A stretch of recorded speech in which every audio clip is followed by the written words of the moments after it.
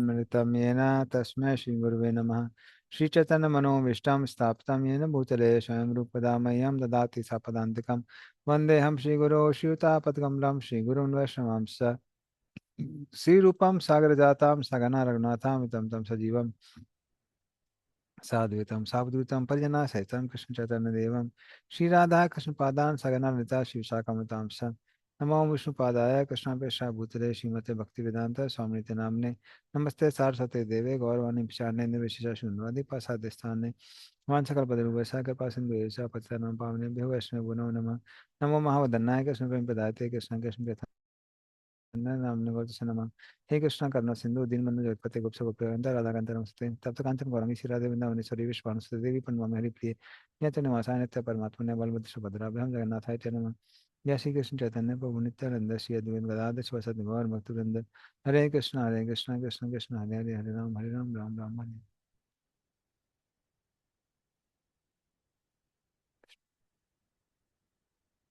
तो एक भक्त आए थे यूएस से मिलने के लिए मेरे काउंसलिंग। उन्हें घुमा रहा था, उस चक्कर में थोड़ा लेट हो गया। यहाँ पे आसपास पूरा जगह दिखा रहा था, ये परिनिर्वाण स्थली है बुद्ध की, तो उनको विजिट करवा रहा था। चलिए ठीक है, चलिए आगे चलते हैं। वर्ष नंबर 38। पुरुषस्य संस्थानं स्वरूपं वा परस्य च ज्ञानं च नैगमं यत्तत् गुरु शिष्य प्रयोजनम। पढ़े इसका अर्थ और तात्पर्य। हरे कृष्णा। जीवों तथा पूर्ण पुरुषोत्तम भगवान के विषय में क्या क्या सच्चाइयां हैं, उनके स्वरूप क्या है, वेदों में ज्ञान के क्या विशिष्ट मूल्य है और गुरु तथा उनके शिष्यों की अनिवार्यताएं क्या है। तात्पर्य, सारे जीव स्वाभाविक रूप से भगवान के दास हैं और भगवान हर एक से सभी प्रकार की सेवाएं स्वीकार कर सकते हैं। यह स्पष्ट घोषणा की गई है। भगवत गीता 5.29 कि भगवान सारी यज्ञों तथा तपस्याओं के लाभों के परम भोक्ता, समस्त व्यक्त वस्तुओं के स्वामी तथा सारे जीवों के मित्र है। यही उनकी असली पहचान है। अतः जब जीव भगवान के परम स्वामित्व को स्वीकार करता है और उसी भाव से कार्य करता है, तो अपने असली स्वरूप को धारण कर लेता है। जीव को ज्ञान के इस मानदंड तक ऊपर उठाने के लिए आध्यात्मिक संगति की आवश्यकता होती है। प्रामाणिक गुरु की इच्छा होती है कि उसके शिष्य भगवान की दिव्य सेवा करने की विधि जाने और शिष्य भी ये जानते हैं उन्हें किसी स्वरूप सिद्ध व्यक्ति से ईश्वर तथा जीव के नित्य संबंध के विषय में सीखना चाहिए। इस दिव्य ज्ञान के वितरण करने के लिए मनुष्य को वैदिक ज्ञान के प्रकाश के बल पर सांसारिक कार्यकलापों से अवकाश ले लेना चाहिए। इस श्लोक के सारे प्रश्नों का यही सार साक्षात्कार है। हरे कृष्णा। धन्यवाद। तो पुरुषस्य संस्थानम, हाँ, तो वो पूछ रहे हैं कि यहाँ पे जो जीव है, जीव को यहाँ पुरुष बोला गया है, कि जो पूजा करने वाला, जो आराधना करने वाला जीव है, उसकी क्या स्थिति है। क्या उसका बद्ध स्वभाव है, क्या उसका मुक्त स्वभाव है। तो बद्ध अवस्था में जब जीव रहता है तो उसका स्वभाव क्या होता है, और जब वो मुक्त होता है तो उसका क्या स्वभाव होता है, कृपया करके इसके बारे में बताइए। स्वरूपम वा, भगवान क्या स्वरूप है। हाँ। परसचा, जो कौन है, जो हमारी आराधना के केंद्र भगवान है, उनका स्वरूप क्या है। ज्ञानम च निगमम, निगम किसके कहते हैं, वेद को कहते हैं। तो ये वेदों का ज्ञान क्या है।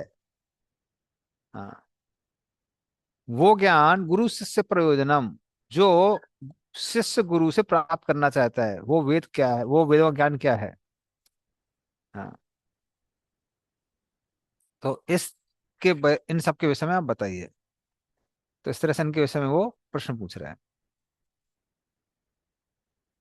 ठीक है, चलिए आगे चलते हैं। नेक्स्ट नेक्स्ट श्लोक है ना। निमित्तानि च यस्य तस्येह प्रोक्तानि अनगसूरभि स्वतो ज्ञानम कुता पुंसां भक्तिर्वैरागमेव वा। पढ़ इसका अर्थ तात्पर्य।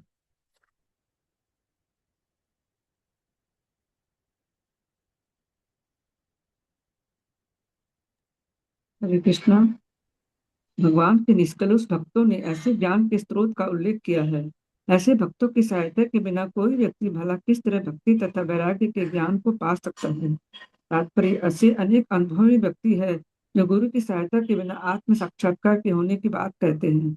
ये गुरु की आवश्यकता की निंदा करते हैं और इस सिद्धांत का प्रचार करके कि गुरु आवश्यक नहीं है, उसके स्थान को स्वयं ग्रहण करने का प्रयास करते हैं। किंतु श्रीमद् भागवत इस दृष्टिकोण को मान्यता नहीं देता।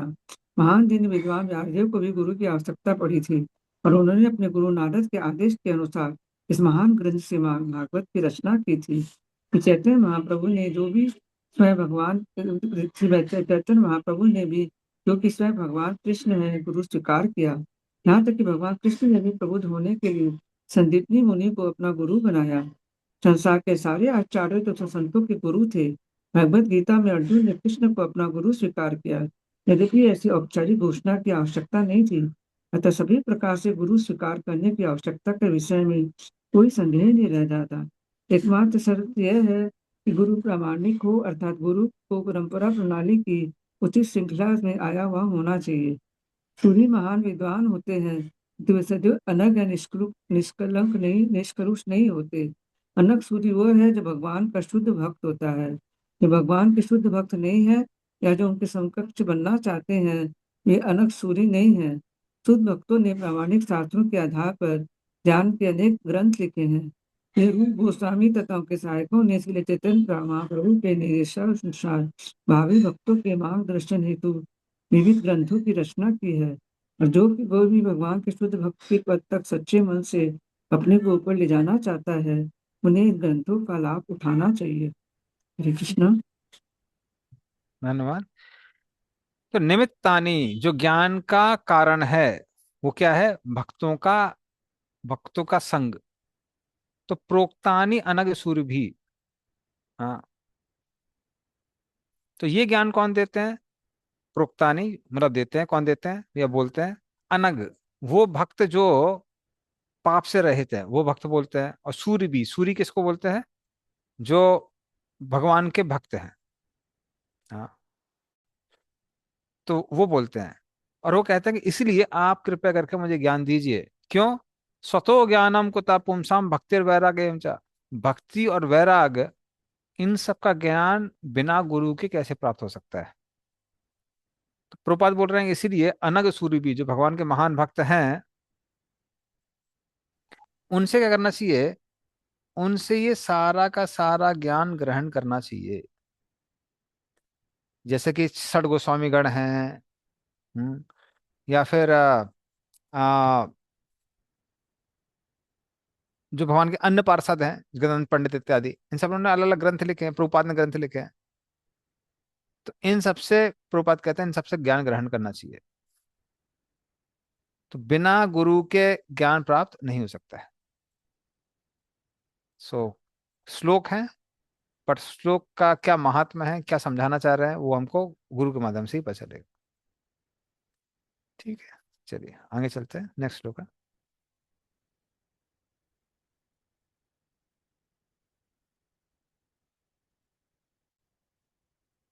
एतान में प्रचिता प्रश्नान हरे कर्म विवित्सया ब्रूहि में अज्ञस्मित्रत्वात् अजया नष्ट चक्षुषः। पढ़िए इसका अर्थ और तात्पर्य। हरे कृष्णा। हे मुनि, मैंने अपने समक्ष इन सारे प्रश्नों को अर्थात पूर्ण पुरुषोत्तम भगवान हरि की लीलाओं को जानने के उद्देश्य से ही रखा है। आप सबों के मित्र हैं, अतएव कृपा करके उन सबों के लाभार्थ जिनकी दृष्टि नष्ट हो चुकी है उनका वर्णन करें। तात्पर्य श्रील प्रभुपाद द्वारा श्रील प्रभुपाद की जय। विदुर ने भगवान की प्रेम भक्ति के सिद्धांतों को समझने के उद्देश्य से नाना प्रकार के प्रश्न पूछे। जैसे कि भगवत गीता 2.41 में वर्णन हुआ है, भगवान की भक्ति अनन्य है और भक्त का मन अनिश्चितताओं की अनेक शाखाओं की ओर नहीं मुड़ता। विदुर का उद्देश्य भगवान की उस सेवा में स्थिर बने रहना था जिसमें मनुष्य इधर उधर भटके बिना लीन रहता है। उन्होंने मैत्रेय मुनि की मित्रता का दावा इसलिए नहीं किया कि वे सुमित्रा के पुत्र थे, किंतु इसलिए किया कि वे मैत्रेय वस्तुतः उन सबों के मित्र थे जिन्होंने भौतिक प्रभाववश अपनी आध्यात्मिक दृष्टि खो दी है। हरे कृष्ण। धन्यवाद। तो उन्होंने क्योंकि इतने सारे प्रश्न पूछे हुए हैं तो विदुर मैत्री मुनि पूछ सकते हैं, अरे भाई इतने सारे प्रश्न क्यों पूछे आपने? तो वो यहाँ इस श्लोक में कह रहे हैं कि आप इन प्रश्नों का उत्तर दीजिए, क्योंकि ये सबके सब भगवान से संबंधित हैं। हाँ, तो मैं भगवान से संबंधित चीजें इसलिए अब हर एक कर्म विवत्सया, इनका संबंध भगवान की लीलाओं से है, इसलिए मैं ये पूछ रहा हूँ प्रश्न, क्योंकि इन सब में भगवान की लीलाएं कहीं ना कहीं सम्मिलित हैं।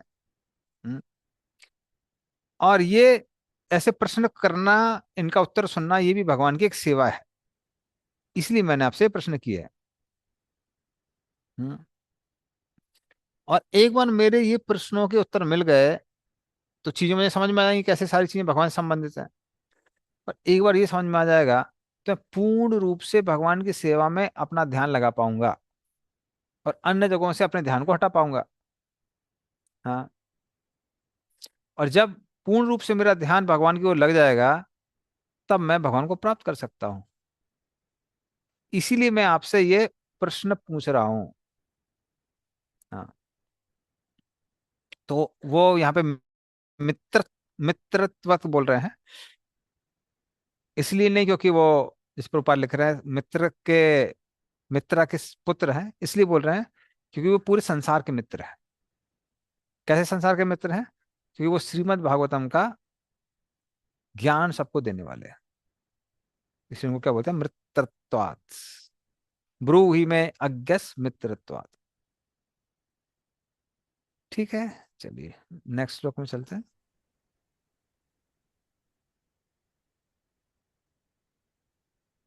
सर्वे वेदास यज्ञश्च तपोदानानि चानघ जीवाभय प्रदानस्य न कुर्वीरन कलामपि।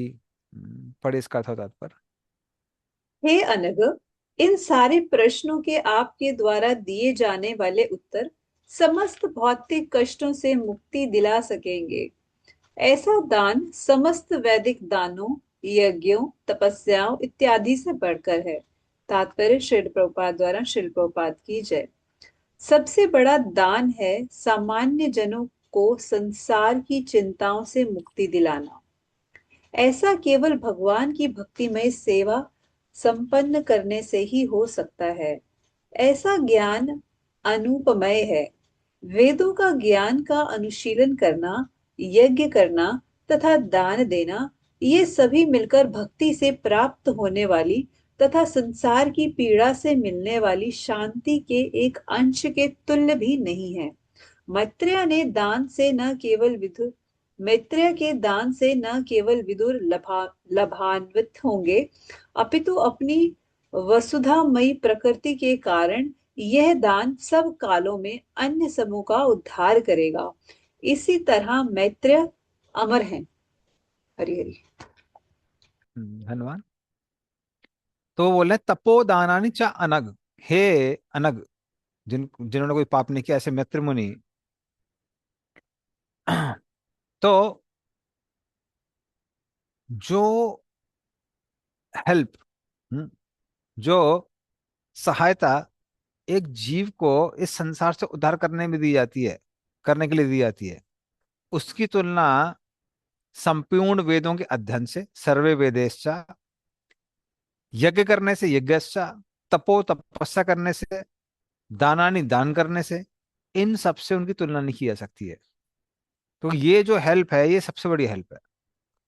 तो यदि आप मेरा उद्धार करने के लिए ध्यान देते हैं, ज्ञान देते हैं, जो कि बाद में और लोगों को भी मिलेगा जैसे हम लोगों को मिल रहा है, तो वो इस संसार की सबसे ज्यादा बड़ी सहायता है।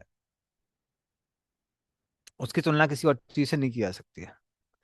ये उस तरह से है जैसे हम लोग पहले भी बहुत बार एग्जाम्पल सुन चुके हैं ये, कि अगर कोई बच्चा खो गया है तो हम कितनी भी उसकी सहायता क्यों ना कर ले, सबसे बड़ी सहायता होगी उसके पिता से वापस उससे मिलवाने की। अगर वो हम कर सकते हैं वो सबसे बड़ी सहायता है।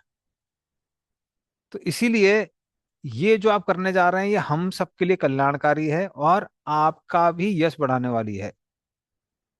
क्योंकि जो भी हम भगवान के बारे में बोल रहे हैं वो हर काल में कैसी रहती है, एप्लीकेबल रहती है। हम्म, जैसे एक समय था कि जब ट्रांजिस्टर चला करते थे, रेडियो चला करते, रेडियो। बट अभी आप बोलेंगे रेडियो की दुनिया तो कोई वैल्यू नहीं है। आप कितना भी महंगा रेडियो लेके किसी को देते हैं तो आदमी बोलेगा ठीक है, thank you for your gift, but उतना काम का नहीं है। लेकिन हरी कथा ऐसी है कि जो 5,000 साल पहले बोली गई थी, आज बोली गई है, या फिर लाखों साल बाद बोली जाएगी, वो हमेशा एप्लीकेबल रहेगी। तो उस तरह से भगवान से संबंधित जो भी ज्ञान है उसको दूसरों को बांटना, वो हमेशा के लिए कल्याणकारी होता है।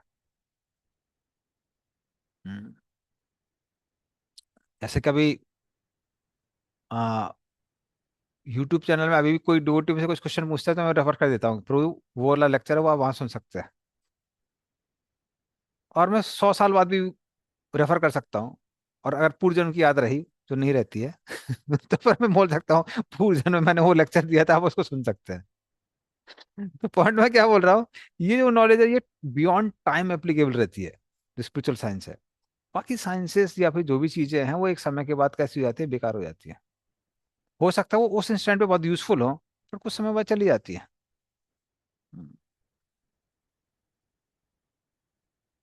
ऑफ कोर्स मैं उसको मिनिमाइज नहीं करूंगा, लेकिन सुमित चैतन्य पूछ कई बार मुझे बहुत ज्ञान देते हैं, जो कि बहुत यूजफुल भी है। शेयर मार्केट का या हमारा काफी अच्छा ज्ञान देते हैं। लेकिन आज से 100 साल पहले शेयर मार्केट नहीं था, और आज से 100 साल बाद रहेगा नहीं रहेगा पता नहीं है।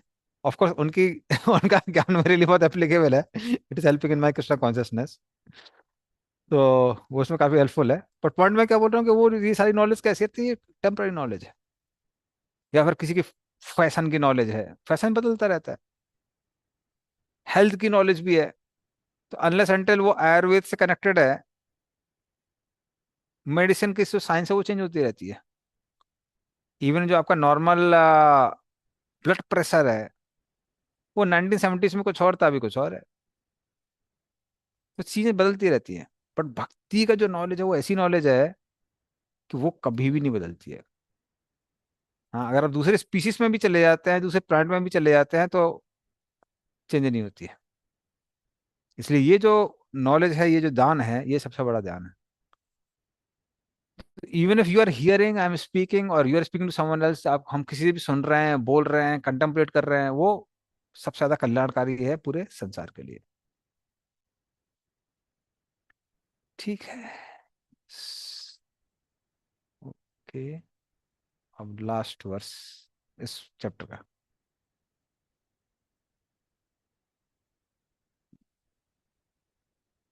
श्री शुकवाच, स इत्थम् आपृष्ट पुराण कल्पः, कुरु प्रधानेन मुनि प्रधानः, प्रवृद्ध हर्षो भगवत कथायां, संचोदितस्तम प्रहसन इवाह।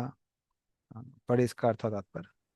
श्री सुखदेव गोस्वामी ने कहा, इस तरह वे मुनियों में प्रधान, जो भगवान विषयक कथाओं का वर्णन करने के लिए सदैव उत्साहित रहते थे, विदुर द्वारा इस तरह के प्रेरित किए जाने पर पुराणों का विवरणात्मक व्याख्या का बखान करने लगे। वे भगवान के दिव्य कार्यकलापों के विषय में बोलने के लिए अत्यधिक उत्साहित थे। तात्पर्य श्रील प्रभुपाद द्वारा, श्रील प्रभुपाद की जय। मैत्रेय मुनि जैसे महान विद्वान मुनिगण भगवान के दिव्य कार्यकलापों का वर्णन करने के लिए सदैव अत्यधिक उत्साहित रहते हैं। इस तरह बोले जाने के लिए वह विदुर द्वारा आमंत्रित किए जाने पर मैत्रेय मुनि हंसते से प्रतीत हुए, क्योंकि उन्हें वास्तव में दिव्य आनंद की अनुभूति हुई। इस प्रकार श्रीमद् भागवत के तृतीय स्कंद के अंतर्गत विदुर द्वारा अन्य प्रश्न नामक 7वें अध्याय के भक्ति वेदांत तात्पर्य पूर्ण हुए। हरे कृष्ण। धन्यवाद। तो कुरु प्रधानेन मुनु मुनि प्रधाना। हम्म, तो कुरु प्रधान, कुरु में प्रधान कौन है, यहाँ विदुर जी को बोला जा रहा है, और मुनि में प्रधान बोला जा रहा है मैत्र मुनि। सा इत्थम अपृष्ट पुराण कल्पः, अर्थात मैत्र मुनि जो है पुराणों का ज्ञान देने में सर्वश्रेष्ठ है। हाँ। तो प्रवृद्ध हर्षो भगवत कथायाम, तो वो हरि कथा करने के लिए बहुत ज्यादा प्रसन्न थे कि अब मुझे हरि कथा करने का मौका मिल रहा है। संचोदित स्तंभ प्रहसन एवं, इसलिए वो मुस्कुरा रहे थे। तो इसीलिए अगर हमको हरि कथा सुनने का कहने का मौका मिल रहा है तो ये बड़ी खुशी की बात है, क्योंकि हमेशा ऐसा ऑडियंस प्राप्त होना भी आसान नहीं है। वो तो प्रभुपाद जी की कृपा से हमको लोग मिल जाते हैं, अन्यथा इंटरेस्टेड लोगों को प्राप्त करना आसान नहीं होता है। और कई बार नए लोगों को भी प्रचार जब लंबे समय तक करता है कोई, तो कुछ समय बाद एक ऊब आ जाती है, क्योंकि अब बहुत डीप टॉपिक नहीं जा सकते हैं। जब नए लोगों का प्रचार करते हैं तो जनरली हाँ भगवान है, ठीक है, भगवान कृष्ण है। अब उससे ज्यादा उनको कैसे हमको भक्ति करनी चाहिए, क्या क्या उसमें रस है, वहां तक कई बार पहुंच नहीं पाते हैं। तो अगर कहीं हमको वो ऑडियंस मिल रहा है जहां से हम ये रस की चर्चा कर सकते हैं, भगवान की लीलाओं की चर्चा कर सकते हैं, भगवान की लीलाओं को सुन सुन के हंस सकते हैं, मुस्कुरा सकते हैं, तो ये ऑडियंस बहुत रेयर है। Getting such audience is very rare. तो मैत्री मुनि इसलिए बहुत प्रसन्न थे कि अरे भाई अभी विदुर जी मिले हैं, हम आराम से कितनी भी हरि कथा सुना सकते हैं। जैसे एक बार आ, हाँ ये गौरांग प्रभु बोल रहे थे, कह रहे कि जब भी मैं आचार्यों की टीका पढ़ता हूँ तो मैं बहुत खुश होता हूँ, बहुत दुखी भी हो जाता हूँ। तो बोले खुश क्यों होते हो? बोले खुश इसलिए हो जाता हूँ क्योंकि मुझे पता ही नहीं था कि इसमें नया आचार्यों ने कितना अच्छा एक्सप्लेनेशन दिया हुआ है। फिर बोले आप दुखी क्यों हो जाते हैं? तो दुखी इसलिए हो जाता हूँ क्योंकि जब मैं ये एक्सप्रेस करना चाहता हूँ तो ऑडियंस नहीं मिलते हैं। तो वो ऑडियंस ढूंढने के लिए कई बार बीच में, इसलिए आपने देखा होगा कि वो तो भी पढ़ते बहुत है, लेकिन जब वो क्लास देना होता है तो कहते हैं मैं देने की कोशिश करता हूँ, अगर सीरियस क्लास तो लोग सुनना चालू कर देते हैं, तो फिर जोक मारना पड़ता है। जोक मारना पड़ता है तो ऑडियंस बड़ा खुश हो जाता है, लेकिन वो क्लास की डायरेक्शन कहीं और पहुंच जाती है, तो आप डीपली बात नहीं कर सकते हैं। तो अगर एक दो भक्त भी ऐसे मिल रहे हैं जिनसे हम गहराई में हरि कथा कर सकते हैं, तो वो हमारे लिए बहुत बड़ा सौभाग्य है। तो मैत्री मुनि के पास में मात्र यहाँ पे मजदूर जी थे और प्रश्न पूछ रहे थे, पर मैत्री मुनि बहुत प्रसन्न थे कि एक व्यक्ति यहाँ पर है जो हरि कथा सुनने के लिए पूरा ओपन है। कितने भी लंबे समय तक सुनाओ, कोई रेस्ट्रिक्शन नहीं है, दिन रात सुनाओ, कोई बात नहीं है। तो उस तरह से वो सारे प्रश्न सुन के वो बहुत प्रसन्न हो जाते हैं। चलिए ठीक है, आगे चलते हैं। So next chapter.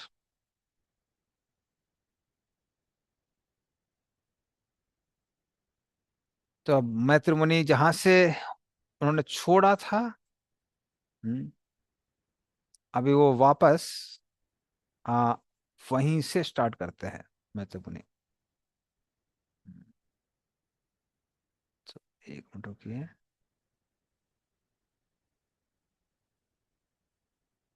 Chapter number 8। तो इस चैप्टर में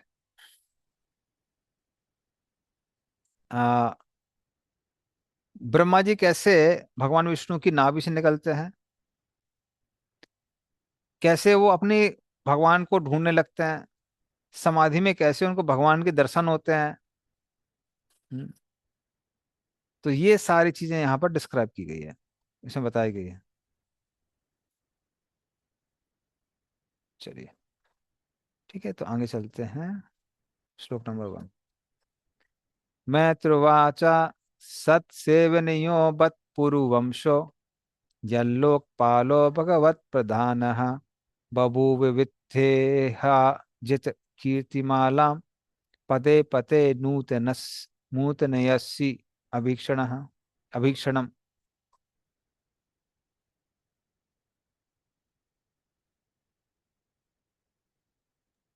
हरे कृष्णा। महामुनि मैत्रेय ने विदुर से कहा, राजा पुरु का राजवंश शुद्ध भक्तों की सेवा करने के लिए योग्य है, जो उस वंश के सारे उत्तराधिकारी भगवान के प्रति अनुरक्त है। तुम भी उसी कुल में उत्पन्न हुए हो। यह आश्चर्य की बात है कि तुम्हारे प्रयास से भगवान की दिव्य लीलाएं प्रतिक्षण नूतन से नूतन होती जा रही है। तात्पर्य, महामुनि मैत्रेय ने विदुर को धन्यवाद दिया और उनके वंश की ख्याति का संदर्भ देते हुए उनकी प्रशंसा की। पूर्व वंश भगवत भक्तों से भरा पूरा था और इसके कारण महिमा मंडित था, क्योंकि वे लोग निर्विशेष ब्रह्म या अंतर्यामी परमात्मा के प्रति अनुरक्त न होकर सीधे भगवान अतः पूर्ण पुरुषोत्तम से जुड़े थे। अतः भगवान एवं उनके शुद्ध भक्तों की सेवा करने के योग्य थे, क्योंकि विदुर उसी वंश के वंशज थे। अतः स्वाभाविक था कि वे भगवान के नित्य नूतन यश का दूर दूर तक विस्तार करने में लग गए। विदुर जैसे व्यक्ति की महिमा मंडित संगति पाकर मैत्रेय आनंदित थे। उन्होंने विदुर की संगति को अति वांछनीय माना, क्योंकि ऐसी संगति से मनुष्य की भक्ति में सेवा की सुषुप्त प्रवृत्तियां त्वरा युक्त हो जाती है। कृष्ण। धन्यवाद। तो वो क्या कह रहे हैं, यहाँ बोल रहे हैं कि सत सेवनियो बत पूर्व वंशो, आपका जो ये पुरु हम्म, वंश है, तो एक तो यदु वंश है जिसमें कृष्ण आते हैं, जो कि ययाति महाराज के पहले पुत्र हैं। और ययाति महाराज के जो सबसे छोटे पुत्र हैं पुरु, जिन्होंने उनकी आज्ञा का पालन किया था और उनके बुढ़ापे को ग्रहण किया था, उनसे आते हैं पुरुवंशी, जिसमें पांडव भी आते हैं। तो सत सेवनियो बत पुरुवंशो, तो जो पुरुवंश के आगे के वंशज हैं, वो भगवान के महान भक्त हैं। हाँ, तो वो महान के महान भक्त हैं। और ना वो ब्रह्मवादी हैं, तो भगवत प्रधान, हाँ, यल लोकपालो भगवत प्रधान, तो वो उनके लिए ना ब्रह्म उतना महत्वपूर्ण है ना परमात्मा, उनके लिए भगवान बहुत महत्वपूर्ण है। हाँ। और बभूविते हा जित कीर्ति मालाम, आप भगवान की कीर्तियों की माला पहन सकते हैं। और पदे पदे नूतन यस्य भीषणम, और इस तरह से ये मालाएं नई नई प्रतीत हो सकती हैं, क्योंकि आप सबके अंदर भगवान के प्रति बहुत प्रेम है। हाँ, तो आप पहले ही बोल चुके हैं, क्या बोल चुके हैं, अर्था भाव निश्चित प्रतिश्यापि नात्मनः तम चापि युष्मच्चरणा सेवाया हम प्रणानुदे। हाँ, कि जीव को ज्ञान का अभाव नहीं है। हाँ, लेकिन आ, वो उसको ठीक से देख नहीं पाता है, लेकिन आपकी सेवा करके मैं भगवान के चरणों का साक्षात्कार करूंगा। और आप पहले भी बोल चुके हैं, अभी अभी जैसे हमने श्लोक में पढ़ा, हाँ, निमित्तानि च तस्या प्रतानि अनग सूर्य भी सतो ज्ञानम कुता पुंसाम भक्तिर्वैराग्यमेव। कृपया करके मुझे ज्ञान और वैराग्य के बारे में बताइए, और वो आप जैसे गुरु से ही प्राप्त हो सकता है। तो इस तरह से आप मेरा संग प्राप्त करने के लिए आतुर रहे हैं, पर सच्चाई ये है, मैं बहुत भाग्यशाली हूं कि मुझे आपके जैसे भक्तों का संग मिला है। हाँ, तो आप जैसे भक्तों का संग करके मेरी भक्ति में वृद्धि हो रही है। हाँ, जैसे आपने देखा होगा कि कई बार अगर कोई हमसे प्रश्न पूछता है कृष्ण के बारे में, तो भले ही हम लोग इतने कृष्ण भावना भावित ना हो, तो हम लोग कृष्ण भावना भावित हो जाते हैं। हम्म, जैसे कई बार मैंने देखा कि ट्रेन में हम बैठे हुए हैं, तो हम लोग सोच रहे हैं कि भाई अभी अगली जगह जाना है, वहां बस मिलेगी कि नहीं मिलेगी, ट्रेन मिलेगी कि नहीं मिलेगी, उस जगह पे पैसे पहुंचेंगे, ये है वो है। और समहाउ ऐसा होता है, सामने कोई आदमी बैठा होता है, कह रहे स्वामी जी आप वृंदावन से हैं क्या? नहीं नहीं, हम वृंदावन से नहीं है। नहीं, आपको लगता है कि आप कृष्ण भक्त हैं? हाँ, हम कृष्ण के ही भक्त हैं। तो थोड़ा कृष्ण की दो चार लीला ही सुनाइए ना। फिर क्या होता है, सडनली माइंड चेंज हो जाता है और हम कृष्णा कॉन्शियस बन जाते हैं। तो उस तरह से अगर कोई ऑडियंस मिल जाए, ये बड़े भाग्य की बात होती है। तो यहाँ पर मैथ्यू मुनि क्या कह रहे हैं कि आई एम फॉर्चुनेट, मैं बहुत ज्यादा भाग्यशाली हूँ कि आप जैसे भक्तों का मुझे संग मिला। हाँ, तो इस तरह से वो क्या बोल रहे हैं कि अरे मेरा सौभाग्य है कि मुझे आपके जैसे भक्तों का संग मिला, और जिससे मेरा उद्धार होगा भी होगा। हम्म, तो इस तरह से आपके संग से मुझे हर क्षण नया नया रस प्राप्त हो रहा है, नया नया आनंद प्राप्त हो रहा है। क्योंकि आप प्रश्न करके क्या कर रहे हैं, आप मेरे लिए एक धागा बना रहे हैं, जिसमें मैं क्या करूंगा, भगवान के लीलाओं के मोतियों को पिरोऊंगा या फिर फूलों को पिरोऊंगा, उससे एक नई माला बन जाएगी। और इसको हम अपने कानों में और मन में पहन सकते हैं। उसको पहनने से क्या होगा, उसको पहनने से भगवान की प्रति जो आकर्षण है नित्य बढ़ता रहेगा। इस तरह से वो जो आ, माला है, वो भी हर क्षण कैसी होती जाएगी, सुंदर होती जाएगी, मधुर होती जाएगी, खुशबूदायक होती जाएगी। तो इस तरह से ये नया नया आनंद देती जाएगी। इसलिए सिमिलर मेंटेलिटी वाला अगर कोई व्यक्ति मिल जाए तो वो बहुत बड़ा भाग होता है। एक बार मुझे याद है, हम लोग वॉइस पिचिंग कर रहे थे, तो मैं जिन भक्त के साथ पिचिंग कर रहा था वो भी बहुत फिलोसफिकल थे और मैं भी बहुत फिलोसफिकल, एटलीस्ट अभी तक तो हूँ। तो उसमें एक डिबेट हो गई कि does Krishna know our past present and future.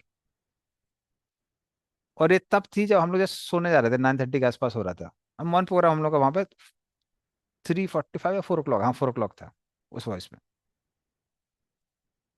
वो रात को डिबेट चालू हुई, होते होते होते होते होते 3:30 हो गया। अब 4 बजे तो वह नहा धो के फिर वो मन प्रोग्राम करना था। लेकिन ये था तो बॉडी दोनों का बहुत टायर्ड था। और जब डिबेट होती है तो मतलब थोड़ी फाइट भी होती है, it's not like something very loving, we are putting my argument, you are putting his argument. But at end of the day ना, दोनों लोगों ने एक चीज एक शब्द दोनों को बोला, बोला थैंक यू। क्योंकि ऐसा मौका मिलता नहीं है ऐसा मौका मिलता नहीं है कि कोई ऐसा मिल जाए जो चीजों को इतना ज्यादा डिटेल में डिस्कस करने के लिए तैयार हो।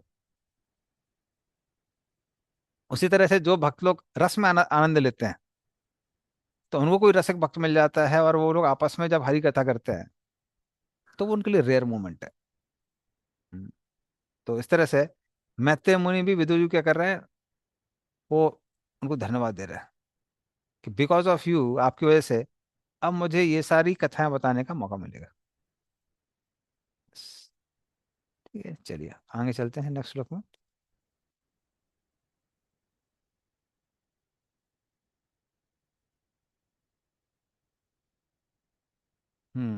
ये आप पीछे भी दोहरा सकते हैं।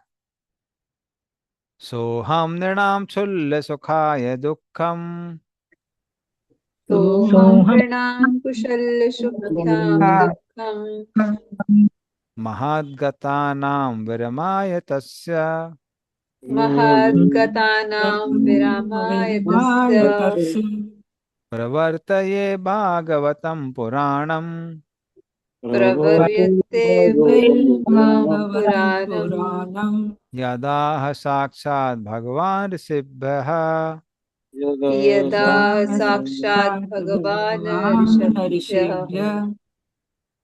पढ़िए इसका अर्थ और तात्पर्य। हरे कृष्णा। अब मैं भागवत पुराण से प्रारंभ करता हूँ, जिसे भगवान ने प्रत्यक्ष रूप से महान ऋषियों से उन लोगों के लाभार्थ कहा था जो अत्यल्प आनंद के लिए अत्यधिक कष्ट में फंसे हुए हैं। तात्पर्य: मैत्रेय मुनि ने श्रीमद् भागवत के विषय में बोलने का प्रस्ताव रखा, क्योंकि इसकी रचना विशेष रूप से मानव समाज की समस्त समस्याओं के समाधान के लिए की गई थी और यह शिष्य परंपरा से रूढ़िगत चली आ रही है। जो भाग्यशाली है, केवल वही भगवान के शुद्ध भक्तों की संगति में श्रीमद् भागवत सुनने का सुअवसर प्राप्त कर सकता है। भौतिक शक्ति के जादू के अधीन सारे जीव स्वल्प भौतिक सुख के निमित्त ही अनेक कठिनाइयों के बंधन में फंसे हुए हैं। वे सकाम कर्मों की उलझनों को न जानते हुए उनमें लगे रहते हैं। वे इस मिथ्या भाव के कारण कि शरीर आत्मा है, अनेकानेक मिथ्या आसक्तियों से अपने को संबद्ध करते हैं। वे सोचते हैं कि वे भौतिकतावादी साज सामग्री से सदा जुड़े हुए रह सकेंगे। जीवन की यह मिथ्या भ्रांति इतनी प्रबल होती है कि मनुष्य भगवान की बहिरंगा शक्ति के अधीन जन्म जन्मांतर कष्ट उठाता रहता है। यदि वह भागवत ग्रंथ तथा भागवत जानने वाले भक्त भागवत इन दोनों के संपर्क में आता है तो ऐसा भाग्यशाली व्यक्ति भौतिक पाश से छूट जाता है। अतः संसार के दुखी लोगों के प्रति दया के कारण श्री मैत्रेय मुनि पहले श्रीमद् भागवत के विषय में बोलने का प्रस्ताव रख रहे हैं। हरे कृष्ण प्रभु। धन्यवाद। तो ये पहले प्रश्न का उत्तर है जिसमें उन्होंने पूछा था, विदुर जी ने पूछा था, सुखाय कर्माणि करोति लोको नाते सुखम वानद पारमं वा विंदेत भूय सदे दुखम यत दुखम भगवान वदेन्ना। कि संसार में पूरी दुनिया क्या कर रही है, सुख को बढ़ाने के लिए कार्य कर रही है, पर हम देखते क्या हैं, उल्टा हो जाता है। समय के साथ सुख नहीं बढ़ता है, दुख बढ़ जाता है। हाँ, ऊपर से लोग उस दुख से आसक्त भी हो जाते हैं, उसको छोड़ना भी नहीं चाहते हैं। इस तरह से उनका दुख बढ़ता जाता है। तो इसका वो उत्तर यहाँ इस श्लोक में दे रहा है कि सो हम स्व किसको बोल रहे हैं, पारसर मुनि, अहम। तो ये जो श्रीमद् भागवतम है, ये मैंने बोली, मैं कौन हूं, मैं उन पारसर मुनि का शिष्य हूं, क्योंकि मैंने पारसर मुनि से सुनी थी। हम्म किसके लिए बोलूंगा ये भागवतम? नृणाम क्षुल्ल सुखाय दुखम महद। जो क्षुल्ल मतलब है थोड़ा, जो लोगों की प्रवृत्ति क्या बनी हुई है, थोड़े से सुख के लिए बहुत सारा दुख ग्रहण करना। तो मानव जाति वैसी ही है, थोड़े से पैदर के लिए बहुत सारा परिश्रम करते हैं। हम्म, जैसे मान लीजिए कुछ अच्छा खाना है, उसके लिए बहुत व्यवस्था करते हैं लोग, इतनी व्यवस्था करते हैं, और तब जाके कुछ समय को, पल को कुछ खाने को मिलता है जो जीभ में रहता है। तो पूरी दुनिया इसी तरह से बनी हुई है कि संसार में थोड़ा सुख प्राप्त करने के लिए बहुत सारा दुख झेलना पड़ता है। तो सोनम जो नाम क्षुल्ल सुखाय दुखम महद, बड़ा दुख लेना पड़ता है। तो गतानाम विरमाया, ताकि ये जो दुख है वो कैसा हो सके, खत्म हो सके। तो इनके पूरे दुख को खत्म करने के लिए मैंने क्या बोली है, ये भागवत पुराण। हाँ, तो ये भागवत पुराण बोली है जो साक्षात व्यास देव ने लिखी हुई है। हाँ, तो ये भागवतम कैसी चीज है, भागवतम, इसके लिए कोई ज्यादा दुख नहीं लेना पड़ता है, सुख ही सुख मिलता है। जैसे आप लोग यहाँ पर बैठे हुए हैं, आराम से मैं भागवतम बोल रहा हूँ, आप लोग सुन रहे हैं, कितना खर्चा हो रहा है। इंटरनेट का जो भी वो सब है खर्चा वर्चा, तो वो ऑलरेडी पे कर ही देते हैं हम लोग। तो देयर हार्डली एनी एक्सपेंडिचर। तो ये भागवतम ऐसी चीज है जिसमें ज्यादा आपका वो नहीं है, खर्चा नहीं है, लेकिन आनंद है। यद आ साक्षात भगवान ऋषिभ्य, और एक परमानेंट वो तो प्राप्त होते ही होता है रिजल्ट। वो क्या है?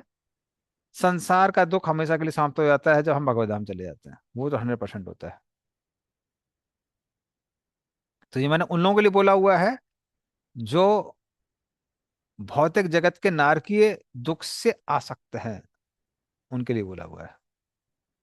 जिनको लगता है कि बिना बहुत ज्यादा दुख लिए हम थोड़ा सा सुख प्राप्त नहीं कर सकते, उनके लिए। ठीक है, चलिए आगे चलते हैं।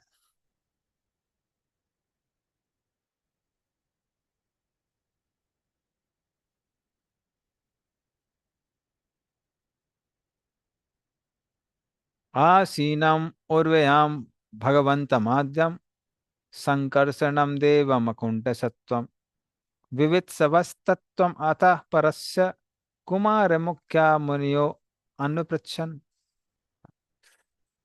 पढ़िए इसका अर्थ तात्पर्य। हरे कृष्णा। कुछ काल पूर्व तुम्हारी ही तरह कुमार संतों में प्रमुख सनत कुमार ने अन्य महर्षियों के साथ जिज्ञासावश ब्रह्मांड की तली में स्थित भगवान संकर्षण से भगवान वासुदेव विषयक सत्यों के बारे में पूछा था। तात्पर्य इस कथन का स्पष्टीकरण है। भगवान ने प्रत्यक्ष रूप से श्रीमद् भागवत के विषय में कहा। यहाँ पर बताया गया है कि कब और किससे भागवत कही गई। विदुर द्वारा पूछे गए प्रश्नों के ही समान प्रश्न सनत कुमार जैसे महामुनियों ने पूछे थे, और भगवान वासुदेव के श्वास भगवान संकर्षण ने उनके उत्तर दिए थे। हरे कृष्ण। हम्म। तो ये जो परंपरा में भागवतम अभी आ रही है, जो अभी विदुर जी किसे सुन रहे हैं, मैत्री मुनि सुन रहे हैं, उसकी परंपरा है कि ये सबसे पहले किसने बोली है? हम्म, आसीनम और व्यायाम भगवंत माध्यम संकर्षणम, तो जो भगवान संकर्षण है, जो ब्रह्मांड के नीचे का जो समुद्र गर्भोदय सागर में, उसमें उसमें बैठ विश्राम कर रहे हैं। तो उन्होंने ये बोली थी, किसको बोली थी? कुमार मुख्य मुनियो, तो जो मुख्य कुमार हैं सनत कुमार इत्यादि, उनको बोली थी। हाँ, तो संकर्षण देव अकुंठ सत्वम, और इस भागवत में कोई त्रुटि क्यों नहीं हो सकती है? क्योंकि अकुंठ सत्वम, ये जो ज्ञान है ये शुद्ध सत्व का बना हुआ है। क्योंकि ये शुद्ध सत्व का बना हुआ है, इसमें कोई त्रुटि नहीं हो सकती है। ठीक है, चलिए आगे चलते हैं। तो ये परंपरा आई है, इस तरह से श्रीमद् भागवत में ज्ञान आया है।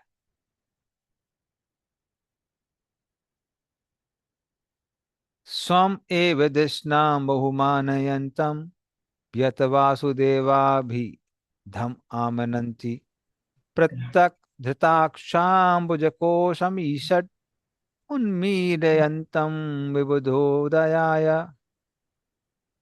बड़ी इसका अर्थ होता था। हरे कृष्णा।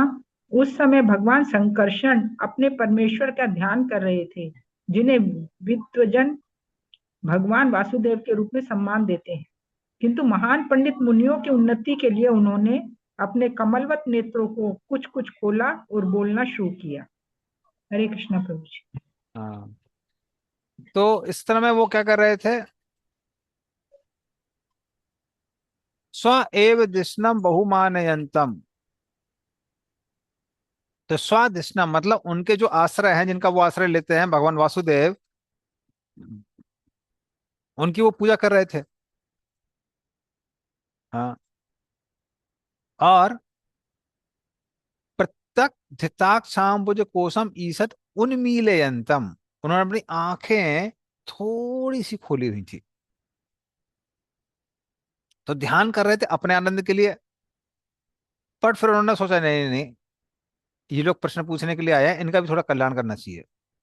तो अपनी थोड़ी सी आंखें खोल के उनको देख के उनके प्रश्नों का उत्तर बताने के लिए यहाँ पे तैयार हो जाते हैं। कौन? भगवान संकर्षण। तो भक्तों के साथ भी ऐसे ही होता है, अपनी श्रवण कीर्तन में वो आनंद लेते हैं, पर दूसरों को देखते कह रहे भाई सोचे तथो विमुख चेतस इंद्रियार्थम, कि बाकी लोग हैं, वो लोग कितने परेशान हैं, वो भक्ति नहीं कर रहे हैं, तो बोलते हैं ठीक है अभी थोड़ा टाइम इनको भी दे देना चाहिए, इनको भी प्रीचिंग करना चाहिए। तो इस तरह संकर्षण भी सोच रहे थे कि हम तो आनंद ले रहे हैं भगवान वासुदेव का, बट ये चतुष कुमार यहाँ पे आए हैं, इनका भी भला करना चाहिए, इनको भी ज्ञान देना चाहिए। तो इसलिए वो क्या करते हैं, थोड़ी सी आंख खोलते हैं। ठीक है, ये सुमे चेतन। Hare Krishna, Prabhuji. Prabhuji, so Bhagavatam, but it was actually spoken by Vyasadeva, na? So, it was compiled bye Vasudev. okay. So it is actually spoken by Sankarshan only, what Vyasadeva has. हाँ, सी like Vyasdev is quoting that episode where Maitri Muni has spoken to Vidura, but how did Maitri Muni get it? So originally it came from Sankarshan to Sanat Kumar, Sanat Kumar to Sankhyan Muni, then it came to Parasar and Brahaspati. Parasar gave to Maitri Muni, and now Maharaj Maitri Muni is spoken to Vidura. So actually it's like quote ना, तो उस हिसाब से वो quoted ही है। Prabhuji, can you repeat what you just said? तो ये ज्ञान Sankarshana gave it to four Kumaras. हाँ, and then they gave to Sankhyan Muni. Sankhyan Muni, yeah. I सांख्यन did मुनि, read it somewhere. फिर पाराशर और बृहस्पति को दिया, पाराशर मुनि ने फिर इनको मैत्री मुनि को दिया। Vedvyas. And Ved Vyas compiled, उन्होंने सारा कंपाइलेशन किया वो। Parashar Muni, I think he is the father of Vedavyasa. नहीं नहीं, हाँ, he is father of Ved Vyas. So he did not give to his son, he gave to Maitri. No, he might have given to his son. It is nowhere spoken that he didn't give, but Maitri Muni was his disciple and friend also. Okay. No, he is friend of Vyasdev, disciple of Parasar only. Yes, disciple of Parasar. So, Proji, like one question, it,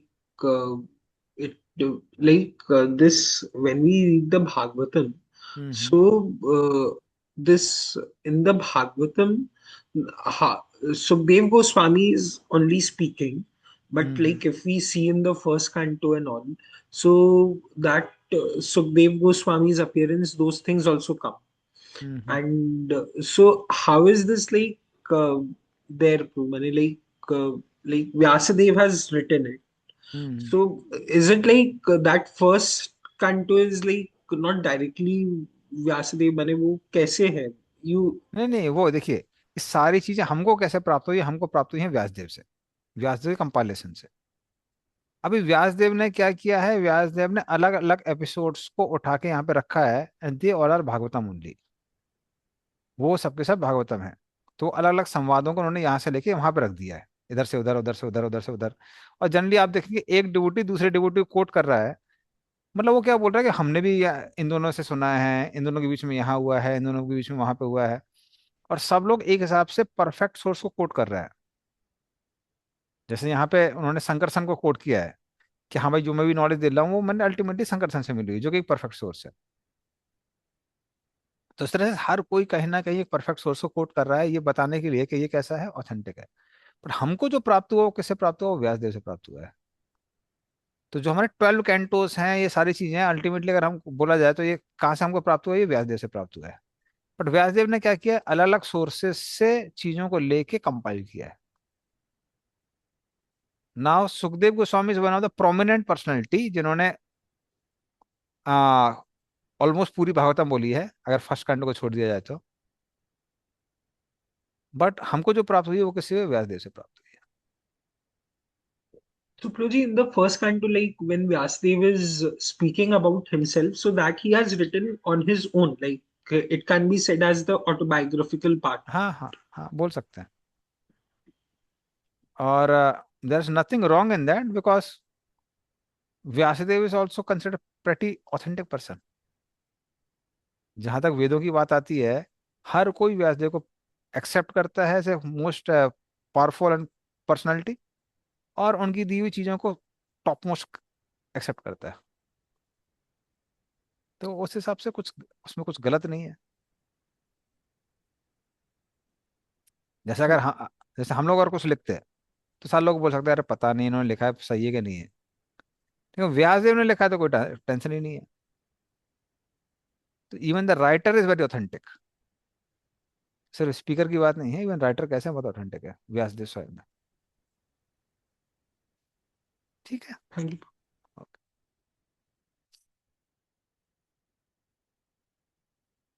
इसलिए भागवतम में at least सिर्फ भागवतम में नहीं, पूरा अगर वेदों को भी देखा जाए तो क्या ऑथेंटिक है नहीं है वो क्या बोलते हैं उसको, डिबेट वहीं खत्म हो जाती है। क्योंकि कंपाइल किसने किया है, व्यासदेव ने कंपाइल किया है।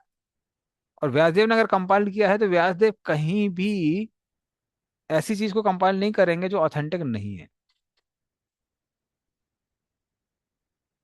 जैसे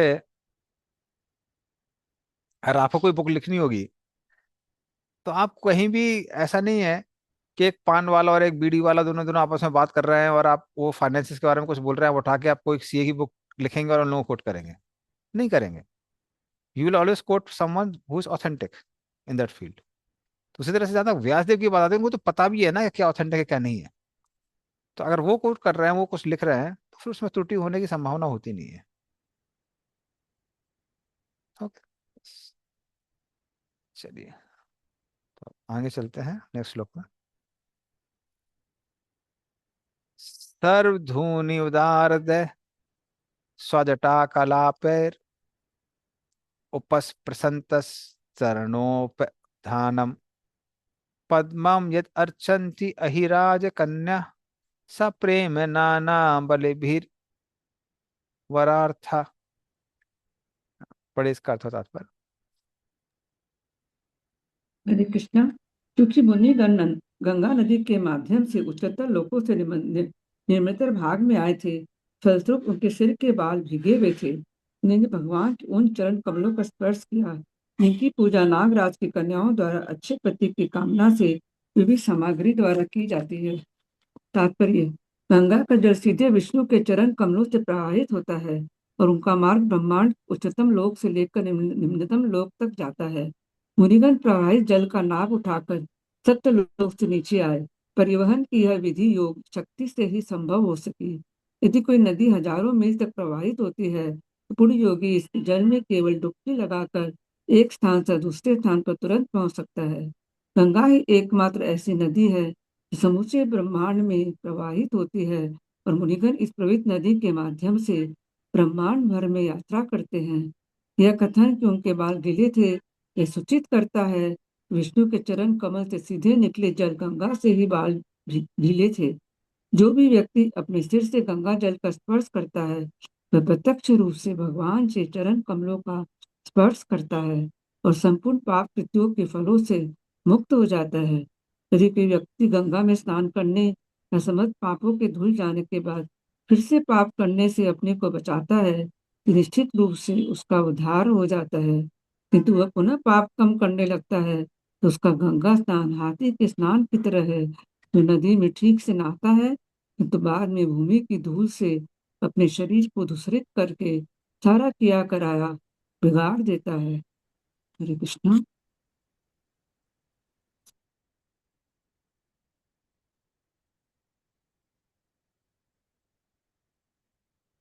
तो इस तरह से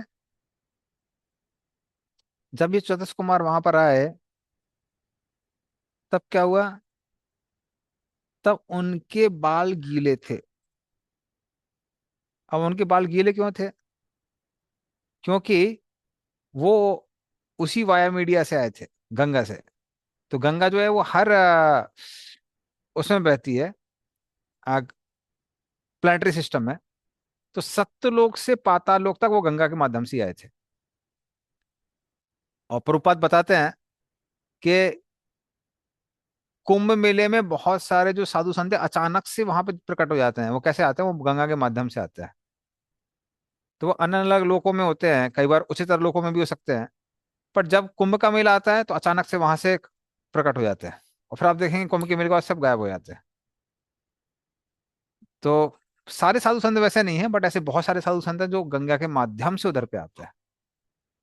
तो वो उनके लिए मीडियम है। और क्योंकि वो गंगा से के माध्यम से आए थे, इसीलिए हाँ, उनके बाल कैसे थे? बाल गीले थे। और उस समय क्या हो रहा था? हम्म, क्या लिखा हुआ है? स्वधुनि उदारद है स्वजटा कलाप, पशुपति चरणों पे उदाहरणम। ठीक है। पद्मविद यद अर्चन्ति अहिराज कन्या। अहिराज, अहिराज मतलब जो अलग अलग सांप हैं, नाग हैं, नागलोक के जो नाग कन्याएं थी, वो आ, शरण उपधानम। उपधानम मतलब होता है पिल्लो।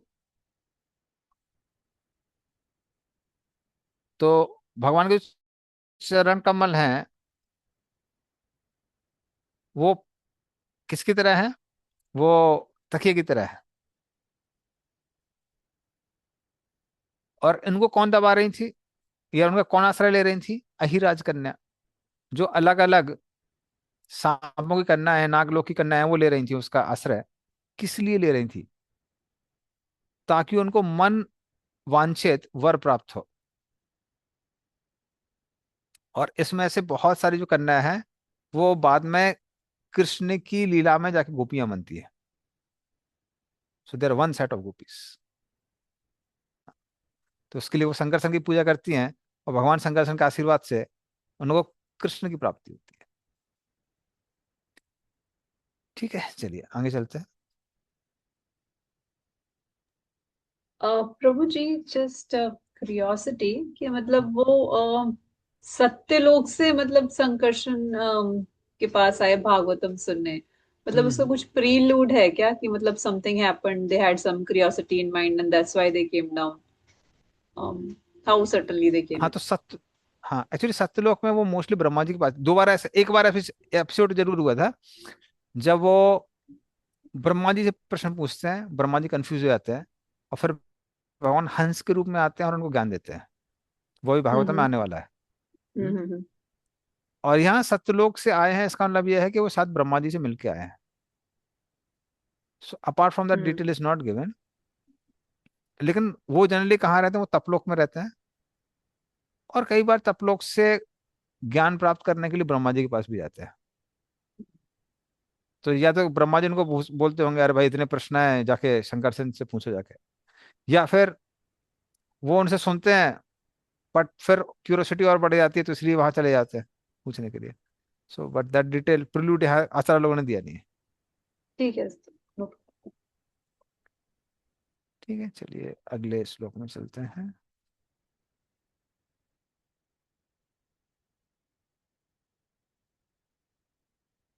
मुहुर्गणन्तो वचसानुराग स्खलत पदेना सकृतानि तज्ञा क्या? किरीटि साहस्रमणि प्रवेका प्रद्योतितोद्दाम फणा सहस्रम।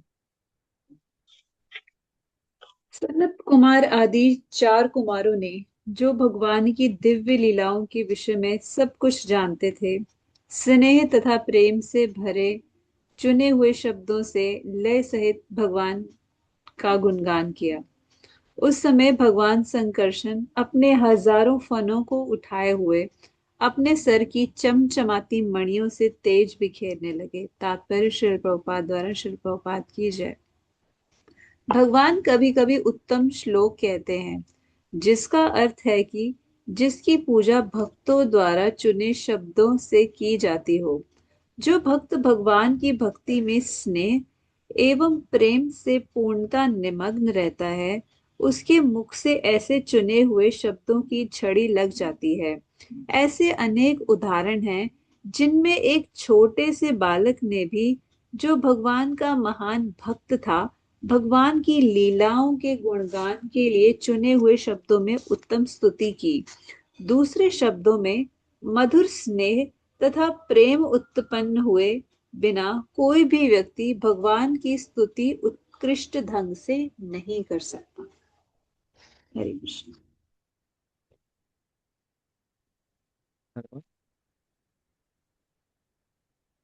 तो इस तरह से वहां जाके फिर वो लोग क्या करने लगे, मुहुर्गणन्तो वचसा अनुरागा। हाँ, और स्खलत पदे नास कृतानि तद अज्ञा। तद अज्ञा का मतलब है कि भगवान की लीलाओं के बारे में जान के वो क्या करने लगे, कृतानी, भगवान के जो कर्म है, भगवान की जो दिव्य लीलाएं हैं, जो भगवान के दिव्य कार्य है, उनकी प्रशंसा करने लगे। हम्म, और इस तरह से उनका जो गला था वो भी रूंधिर हो रहा था प्रेम के कारण। तो प्रेम के कारण उनका गला भी रूंधिर हो रहा था और वो भगवान की प्रशंसा कर रहे थे। और किरीट सहस्र मणि प्रवेका, भगवान शंकरसन के हजारों फन थे,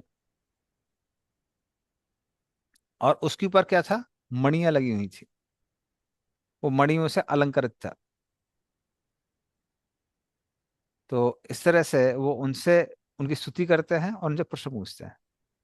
और यहाँ पे देखिए दोनों चीजें दी हुई हैं। पिछले श्लोक में बताया हुआ था कि कैसे उनके जो चरण हैं वो चरण कमल तकिए की तरह है, और यहाँ पे उनके फन भी बताए हुए हैं। इसका मतलब वो उन वो कैसे लगते हैं, जैसे कोई व्यक्ति खड़ा हुआ है शंख चक्र गदा पद्म के साथ, भगवान विष्णु जैसा, पर ऊपर क्या है, उनके फन लगे हुए हैं।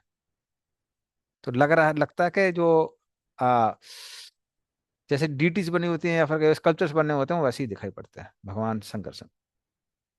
जैसे अगर आप वहां जाएंगे पुरी में अनंत वासुदेव मंदिर में, तो भगवान अनंत का रूप ऐसे ही बना हुआ है, शंख चक्र गदा पद्म धारण किए हुए हैं भगवान विष्णु जैसे, और ऊपर बहुत सारे फन है। तो इस तरह से भगवान शंकर दिखाई देते हैं।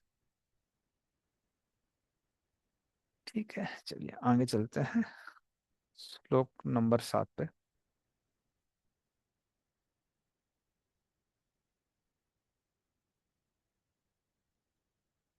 प्रोक्तम किल तत् भगवत्तमेन निवृत्ति धर्माभिरतायतेन सनत कुमाराय चाह पृष्ठः सांख्ययानायांग धृत व्रताय।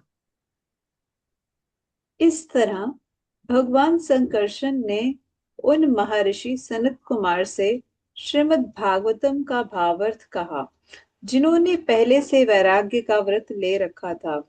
सनत कुमार ने भी अपनी पारी में सांख्यायन मुनि द्वारा पूछे जाने पर श्रीमद् भागवत को उसी रूप में बतलाया जिस रूप में उन्होंने संकर्षण से सुना था। तात्पर्य श्रील प्रभुपाद के द्वारा श्रील प्रभुपाद की जय। परंपरा प्रणाली की यही विधि है।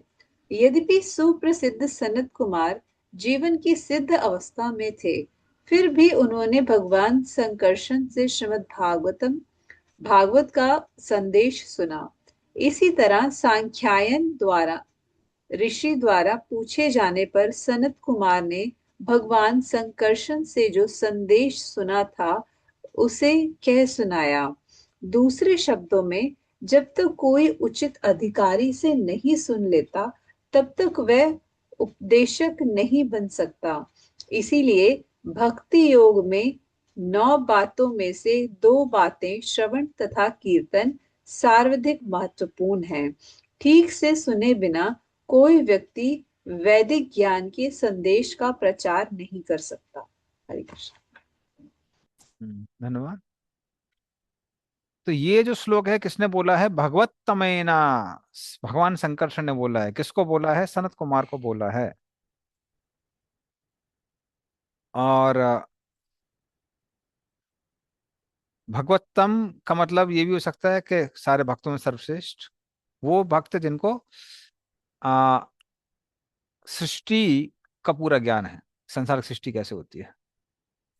तो ये ज्ञान, भागवतम का ज्ञान भगवान संकर्षण ने सनत कुमार को कहा, और सनत कुमार ने फिर सांख्यायन मुनि को कहा। तो जो भी हम लोग चर्चा कर रहे थे वो यहाँ पे वो सारा डिटेल आ रहा है। ठीक है, परंपरा। चलिए नेक्स्ट श्लोक में चलते हैं।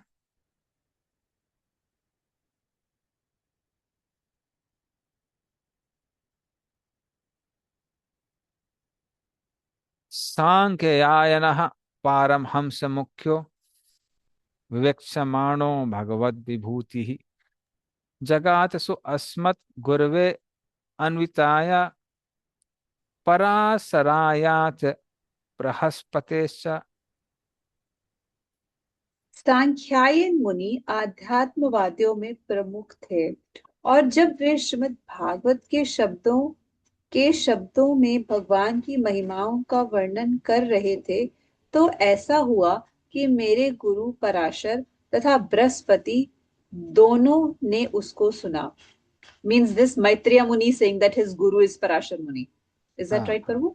Yes, yes. That's what my understanding was.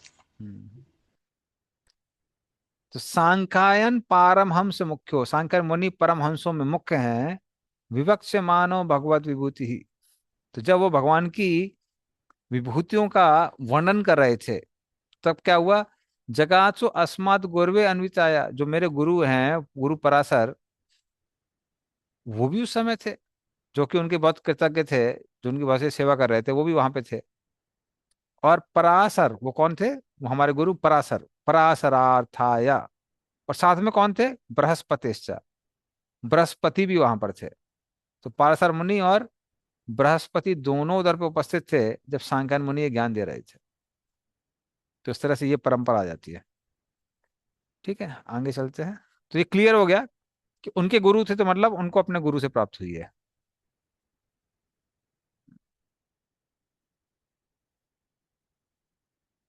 प्रोवाच मह्यम सदयालुरुक्तो मुनि पुलस्त्येन पुराणमाद्यम सोहम तवेतत् कथयामि वत्स श्रद्धालवे नित्यमनुव्रताय। पढ़िए इसको।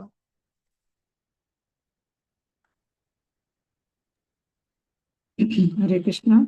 जैसा कि पहले कहा जा चुका है, महर्षि पराशर ने महर्षि पुलस्त के द्वारा कहे जाने पर मुझे अग्रगण्य पुराण भागवत सुनाया। हे पुत्र, जिस रूप में उसे मैंने सुना है उसी रूप में मैं तुम्हारे सम्मुख उसका वर्णन करूंगा, क्योंकि तुम सदा ही मेरे श्रद्धालु अनुयायी रहे हो। तात्पर्य: पुलस्त नामक महर्षि सारे असुरों के पिता है। एक बार पराशर मुनि ने यज्ञ कराना प्रारंभ किया जिसमें सारे असुरों को जलाकर नष्ट किया जाना था। क्योंकि ईश्वरों में से किसी एक ने उनके पिता का वध करके उसे निगल दिया था। महर्षि वशिष्ठ मुनि यज्ञ में पधारे और पराशर से अनुरोध किया कि इस घातक कृत्य को बंद कर दे।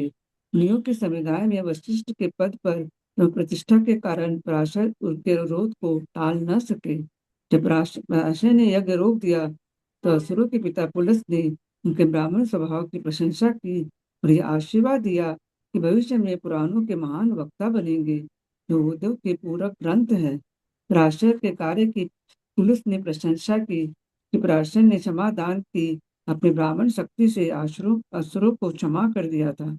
यज्ञ में पराशर सारे असुरों को नष्ट करने में समर्थ थे, किंतु उन्होंने विचार किया असुरों की उत्पत्ति इस तरह हुई है कि जीवित प्राणियों, मनुष्यों तथा पशुओं को निगल जाते हैं, लेकिन मैं इतने भर के लिए क्षमा के अपने ब्राह्मण गुण को क्यों छोड़ दूं। पुराणों के महान वक्ता पराशर ने सर्वप्रथम श्रीमद् भागवत पुराण के विषय में बतलाया, क्योंकि यह समस्त पुराणों में अग्रगण्य है। मैत्रेय मुनि ने पराशर से सुने गए भागवत का ही वर्णन करने की इच्छा प्रकट की। विदुर इसको सुनने के पात्र थे, क्योंकि वे श्रद्धालु थे तथा अपने वरिष्ठ जनों से प्राप्त उपदेशों का पालन करने वाले थे। इस तरह श्रीमद् भागवत अनादि काल से शिष्य परंपरा द्वारा व्यास देव के समय से पहले ही सुनाया जा रहा था। तथाकथित इतिहास वेद पुराणों को केवल कुछ सौ वर्ष प्राचीन बतलाते हैं, किंतु वास्तविकता तो यह है कि पुराण अनादि काल से संसारी लोगों तथा चिंतनशील दार्शनिकों की समस्त ऐतिहासिक गणनाओं से बहुत पहले विद्यमान थे। हरे कृष्ण। धन्यवाद। तो यहाँ प्रभुपाद ने पूरी कथा सुनाई है कि कैसे कि पराशर मुनि को पता चला कि दैत्यों ने उनके पिता को खा लिया है। ये सुन के वो यज्ञ करते हैं जिसमें सारे राक्षस मारे जाते, सारे दैत्य मारे जाते। और फिर वशिष्ठ मुनि वहां प्रकट हुए, उन्होंने बोला नहीं नहीं नहीं, आप ऐसा मत करिए, क्योंकि उनका निर्माण ही वैसा हुआ है कि वो मनुष्यों को और देवताओं को निगल जाए। तो फिर वो सोच के पाराशर मुनि बोलते हैं हाँ, अब उनकी प्रवृत्ति ऐसी बनी है तो हम क्या कर सकते हैं। अगर कोई कुत्ता काट ले तो हम कुत्ते को गोली नहीं मारते, हमको मालूम है भाई कुत्ते का काम ही है काटना। तो फिर उनके जो असुरों के जो पिता थे पुलस्त्य ऋषि, जो उनके बेसिकली गुरु हैं, वो प्रसन्न हो जाते हैं पाराशर से और उनको आशीर्वाद देते हैं कि आप पुराणों के बड़े वक्ता बनेंगे, क्योंकि आपके अंदर क्षमा करने की प्रवृत्ति है, जो कि एक ब्राह्मण का गुण है। तो इस तरह से आ, आ, जो पाराशर मुनि है वो पुराणों के बड़े प्रवक्ता बनते हैं। जैसे विष्णु पुराण भी उन्हीं की लिखी हुई है, लिखी नहीं जिसको बोलेंगे, कंपाइलेशन तो व्यासदेव ने किया है, but he was a main speaker, Parashar. ठीक है, चलिए। प्रभु जी, ये जो लीनियज है पुलत्स्य मुनि वाली, ये विशेषवा वाली है। when he gets married to what's that another from which Ravan, Keshni. Kumbhakarna, Keshni, Keshni. हाँ ये वही लीनियज है ना प्रभु? आई थिंक कैंटो 4 में है, that's why he is so hmm. respected in Demons हाँ, dynasty. मोस्टली मोस्टली वो लीनेज है। 100% को हम्म याद नहीं, पर कुछ कुछ वहां से मेरे को कनेक्शन याद आ रहा हम्म, ठीक है। है। चलिए आगे चलते हैं।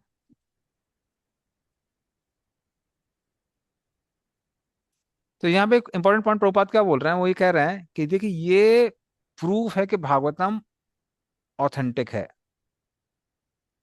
जिस कई लोग बोलते हैं कि बोप देव ने उसको दिया, so that is not the right thing. क्योंकि जैसा बोला जाता है कि ये भी कई डिवोटीज हमारे कई बार कोट करते हैं कि ऐसा कहीं कहीं लिटरेचर्स में लिखा हुआ है कि जितने भी लिटरेचर थे उनको सबको जलाया जा रहा था, फिर एक व्यक्ति था गोपदेव जिसने एक एक करके सारे के सारे श्लोक याद कर लिए थे भागवतम के। तो जब बुक नष्ट हो गई तो वापस उन्होंने उसको लिखा, श्लोकों को लिखा।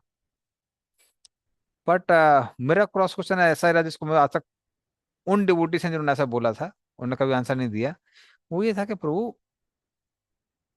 ऐसा नहीं है कि भागवतम एक ही जगह बोली गई थी और एक ही जगह प्रति थी, जला दी गई। तो खासकर पूरा भारत ही उस समय वेदों का अध्ययन कर रहा था, तो ऐसा कैसे होगा कि सारी प्रतियां खत्म होंगी? तो उसको हजम करना थोड़ा सा मुश्किल है। कि किसी को भागवतम नहीं पता होती, एक ही जगह रखी होती, समझ में आता है। लेकिन पूरे भारत में जब वैदिक ज्ञान का प्रचार प्रसार हो रहा है, तो ऐसा कैसे हो गया सारी लिटरेचर को जला दिया गया? कोई रेयर लिटरेचर होती समझ सकते थे हम लोग। भागवतम में सो मच कमेंटेड, इतनी कमेंट्री हुई है भागवतम पे, तो वो थोड़ा सा हजम करना मुश्किल है। लेकिन मायावादी लोग उसी को कोट करते रहते हैं बार बार, कह रहे क्योंकि गोपदेव ने लिखी हुई है, हम कोई उस पर विश्वास नहीं कर सकते हैं, भागवतम में क्या लिखा हुआ है। दूसरा चीज, कई बार हम इन ग्रंथों को आराम से विश्वास इसलिए कर सकते हैं इन पे, इनको लिखने वाला कौन है। इनके लिखने वाले वो लोग हैं जो लोग पूर्ण रूप से कनक कामनी प्रतिष्ठा से पूर्ण रूप से अनासक्त हैं, जिनको उससे कुछ लेना देना है ही नहीं। तो कैरेक्टर भी काउंट करता है, कौन लिखने वाला है। जिनका कैरेक्टर ठीक नहीं है, वो लोग एक गलत लिटरेचर भी लिख सकते हैं, झूठ भी बोल सकते हैं, उनका त्रुटियां भी हो सकती हैं। पर वो साधु संत जो कभी झूठ नहीं बोलते हैं, जो श्राप देते हैं और श्राप लग जाता है, तो वो अगर कुछ लिख रहे हैं तो उसमें त्रुटियां नहीं हो सकती, उसमें त्रुटियों की संभावना नहीं है। क्योंकि वो कुछ लिखेंगे तो एटलीस्ट कैरेक्टर वाइज झूठ तो नहीं लिखेंगे, तो जो वो बता रहे हैं कि यहाँ यहाँ से ज्ञान आया है ऑथेंटिक सोर्स से, तो वो गलत नहीं बोल सकते। ठीक है, चलिए आगे चलते हैं। उदाप्लुतम विश्वम इदम तदासीत यन्निद्रयामीलित दृन न मीलयत अहीन्द्र तल्पे अधिशयान एकः कृतक्षणा स्वात्म रतो निरीह। पढ़िए इसका अर्थ और तात्पर्य। हरे कृष्णा। उस समय जब तीनों जगत जल में निमग्न थे, तो गर्भोदक्षाई विष्णु महान सर्प अनंत की अपनी शैया में अकेले लेटे थे। यद्यपि वे अपनी निजी अंतरंगा शक्ति में सोए हुए लग रहे थे और बहिरंगा शक्ति के प्रभाव से मुक्त थे, किंतु उनकी आंखें पूर्णतः बंद नहीं थी। तात्पर्य: भगवान अपनी अंतरंगा शक्ति द्वारा सतत दिव्य आनंद देते हैं, जबकि बहिरंगा शक्ति विराट जगत के प्रलय के समय निलंबित कर दी जाती है। हरे कृष्ण प्रभु जी। तो चलो मैं पहले पुरानी चीज कंप्लीट कर देता हूँ, फिर श्लोक के बारे में बोल रहा हूँ।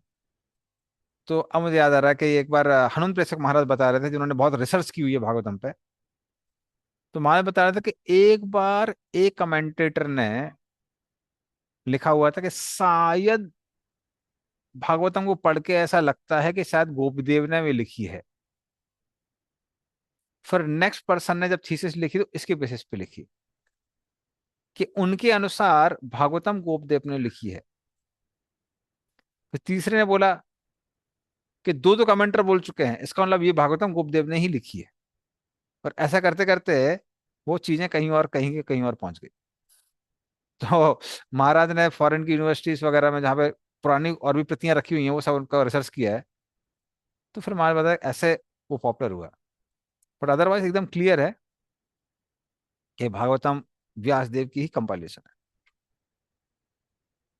ओके, हाँ, अब इस श्लोक में आते हैं। तो इस तरह से भागवतम का जो भी परंपरा है उसको बारे में बताने के बाद में मैत्र मुनि अभी जहां से उन्होंने छोड़ी थी सृष्टि की लीला, वहां से पकड़ लेते हैं और बोलते हैं कि जो ब्रह्मांड था वो कारणोदक सागर में निमग्न था। उसके अंदर भगवान गर्भोदक्षा विष्णु अमीलित दृक्, जो अपनी आंखों को कभी भी बंद नहीं करते हैं, वो वहां पर लेटे हुए थे। क्योंकि वो किस में रहते हैं बेसिकली, आंखें बंद नहीं करते हैं, इसका मतलब यह है कि वो कभी भी तमगुण में नहीं जाते हैं। तो उनकी निद्रा को भी योग निद्रा कहा जाता है। तो योग निद्रा में व्यक्ति सोता नहीं है, योग निद्रा में पूरे शरीर पर ध्यान करता है। तो योग में ही सिखाया जाता है, मैं भी कभी कभी करता हूँ। It's good good for taking rest. तो उस तरह से वो योग निद्रा में थे। और उस समय कुछ समय के लिए उनकी आंखें बंद थी, क्योंकि वो ब्रह्मा जी की रात्रि का समय चल रहा था। और स्व आत्मरतो, वो अपने आप में रत थे, अपने स्वरूप शक्ति में रत थे। और उन्होंने निरीहा कृता कृत क्षणा स्वात्म रतो निरीहा, उनका ध्यान कहाँ जाता है? वो माया की ओर जाता है। तो इस तरह से वो अहिंद्र तल पे आराम से सैया पे लेटे हुए कुछ समय के लिए आंख बंद करते हैं, और फिर उनका ध्यान माया की ओर जाता है।